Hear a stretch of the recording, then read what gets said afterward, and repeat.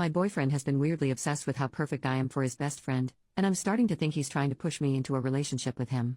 As the title suggests, I, 24 female, believe that my boyfriend, 26 male, might be trying to push me towards dating his best friend. I've been dating my boyfriend, let's call him Michael, for about a year now. We've known each other for several years because we've always been in the same friend group since high school. His best friend, let's call him John, is also someone I've known for a long time since he's part of the same group. John had asked me out years ago, but I turned him down because he's always been somewhat of a cocky guy who could never see he was ever wrong. Many people find him charming, but I think smarmy is a better word. He seemed offended but brushed it off and even told people that I had asked him out, and he rejected me, which was fine because it didn't affect my life at all.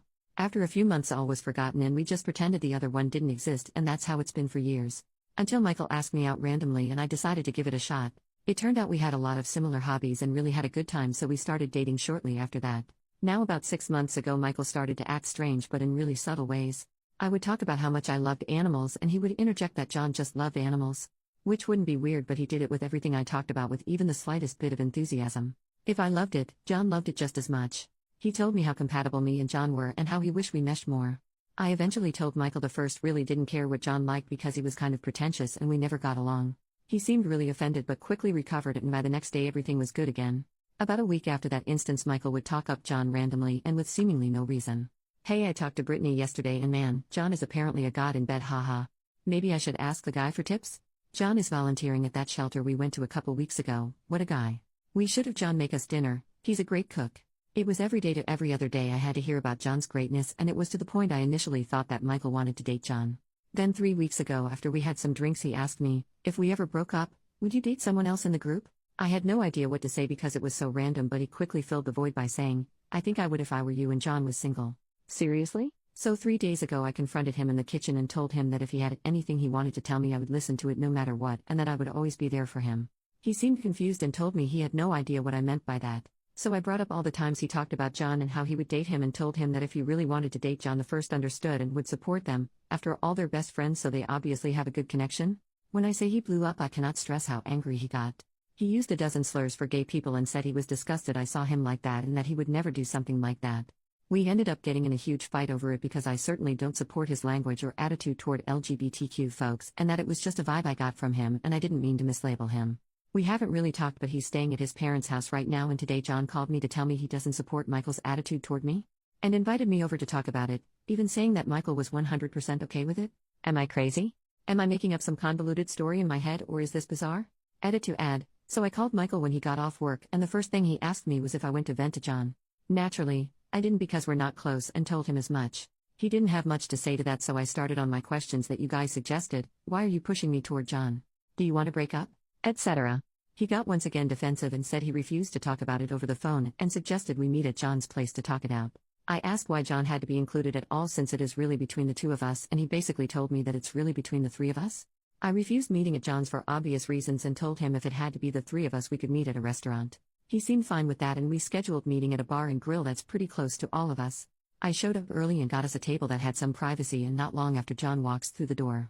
He sat down immediately and started chatting about how we were both so timely and that he liked when women showed up early because it showed they had good time management skills.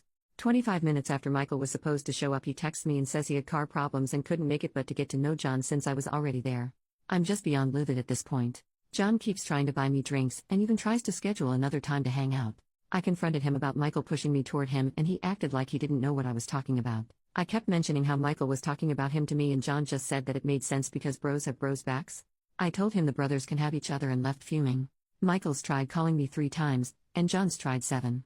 I want to cut them both off and say good riddance, but to do that would be leaving the friend group as well, and I don't really have that many friends to begin with, and it makes me so mad that I even have to make this decision. Anyway. That's the update. Sorry if it doesn't resolve anything, it makes me angry too. Update. I went to Michael's house pretty early this morning since I have work today and really needed this resolved. I had been up all night going back through the comments and trying to piece everything together, and honestly it was driving me crazy. Michael was alone when I got there, which was a relief because I pictured John showing up like a movie villain. He initially didn't want to let me in, which was really weird, but I told him I wasn't going to leave without talking to him about this. So he finally let me come in, and we sat down to talk. I asked him about last night, which he said he had car trouble, but it was all fixed now. Convenient. I asked him a few more questions but was met with vague answers, so I decided to just cut to the chase and said, why do you want me to like John? Do you want me to date him? Do you want to have a threesome? What is it? Once again, instead of answering, he just watched me from his stupid chair and then had the nerve to ask me who I told my suspicions to. So I said I'd been running them through my head, but that my mom knew I was coming over to talk. She didn't, but he was starting to be really creepy. He got mad and said it wasn't like that and I was making him out to be the bad guy because they were, yes, looking for something long-term, not just a one-time thing. And now that all my suspicions were 100% confirmed, I told him you can't make plans including someone else without their consent, and that I would never be interested in anything with the two of them, and that I was no longer interested in anything with just him either. I started leaving and told him to never contact me again. Same goes for John, and he could share the message when he blocked my way out and said I had to hear him out and his side of the story. I told him I didn't want to nor care to, and that he needed to let me leave because my mom was expecting me in the next half hour. He started getting frantic, saying if he could just get John over there to explain, it would all make sense. So I ran out the back door and used the garden exit to get to my car and locked the doors immediately. He came outside and started pounding on my window saying I was making a huge mistake and that I'd regret this. I was bawling in my car when I backed it up to drive away. I'm pretty sure I drove over their mailbox by accident because the back of my car has a huge dent. My car was basically out of gas, so I had to stop even though all I wanted to do was put as much space between us as possible. Which is when I saw the dent, right when I was about to leave. Who else would call my name but his mom? She was on her way home from the grocery store and was worried because I looked like hell warmed over. I told her about everything that just happened and got more than a few stares from other people, but screw it, I guess I'm just the crazy lady at Maverick. His mom looked horrified for me and told me to stay as far away from him as possible. She told me to come sit with her in her car, where she proceeded to ask me when I met Michael, which was high school. She figured as much and said that in middle school, him and John s***ed a girl together and have a sealed record because they were minors and didn't mean to do it.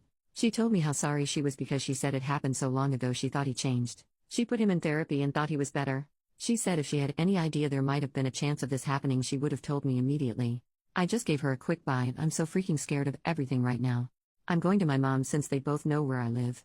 I sent a mass text out to everyone in the group detailing everything, and so far 3 people have said they support me, so that's good, I guess. What do I even do? I'm never talking to them again. I've already blocked them both on everything I could think of, but I've been getting hidden number calls since. I'm considering going into the police station to file a harassment complaint so that it's at least documented. My mom said she's going to call my uncle who works at the court and see what the next best step is. Thank you guys so much. I don't know if I would have confronted Michael without you guys confirming how weird this was. I'm terrified but glad that I at least know what's going on now.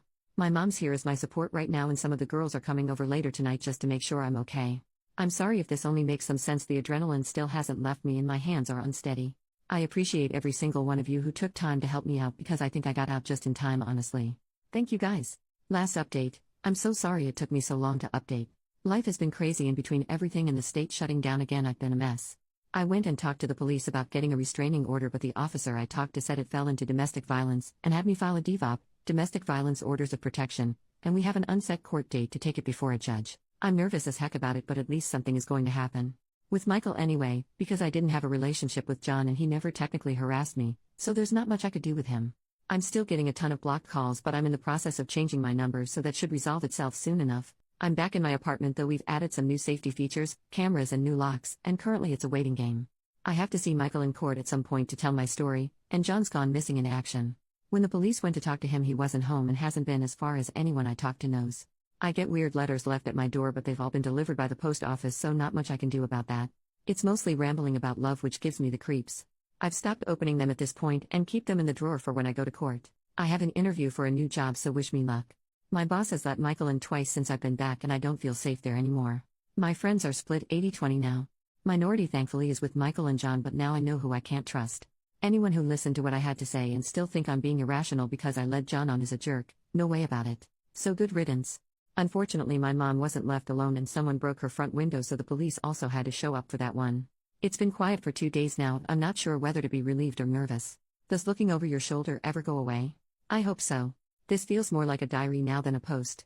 I'm okay though, and my life is getting there, so once again thanks to everyone who helped or messaged me. OP leaves a small update in the comments 4 months later. Michael's tried to see me a few times, but every time he attempts to is just another thing I can write down for my court case. He technically isn't allowed near me or my place of work while we wait, but he's tried because he can't take no for an answer. Most of my friends are still with me though, and I didn't realize how much I hoped they would be until it all calmed down and I still had them around to help me through everything. I got a new job and a new place to live after someone tried to break in when I was out of town. I finally got my day in court, and Michael can't be within 800 feet of me without me being able to call the police. He also can't go anywhere I typically go, which includes my new apartment building or job. The letters really helped with all that because everything else was just my word against his situation. I asked his mom to come as a witness, but she refused to talk against her son, so whatever. But yeah, basically, I'm breathing new fresh air around here. I've seen John twice in passing and it still gives me the creeps. He's not barred from being around me, so he makes it a point to show up, public places, when he can and just hang around like the weasel he is. But the police gave him a very stern and impromptu talk when he showed up to support Michael at court. I think I'm in the clear, but they just want me to know they're still around, which sadly there isn't much I can do to stop John anyway. Yeah, that's all for now. Thank you again to everyone for your advice and nice comments. It was very helpful, and I'm so grateful. Bye now.